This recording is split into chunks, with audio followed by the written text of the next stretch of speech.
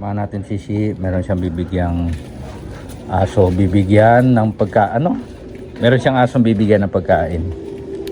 Dahil Meron siyang pagkain na bibigyan ng aso. meron siyang pagkain na bibigyan ng aso. Hayop.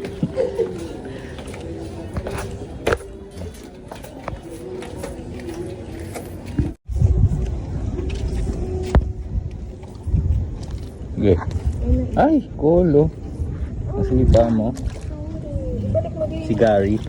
Dalawa ko. Hindi ba malilinig yun? Yan. Pinrepair ni Shi para dun sa isang aso dito. Kawawa naman. Doon yun. Sana nandyan.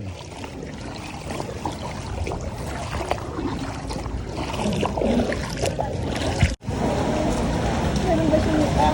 May galing na higaan din. Oh, may nag-ready ng higaan sa kanya. Very good. Yan na yung pagkain. Hindi namin kilala tong asong to. Nakita lang namin to. Food trip! Pansin mo yung tubig. Marami siyang tubig. Nagawa ng paraan niya yun. Oo nga naman, di ako kilala ng asong to. Nagalit. Okay bro, sige kain ka lang. Eat well. Uwi na kami. Nagagalit siya kasi hindi kami close. Abush!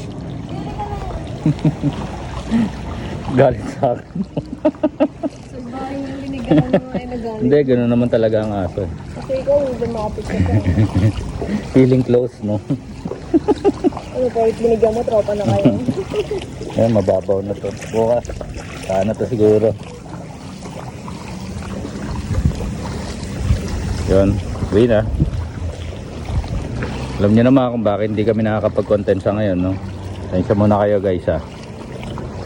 Hindi na angkop hindi na angkop sa panahon yung gumawa ng mga kalokohan namin ni Shi dahil marami nasasalanta ng bagyo.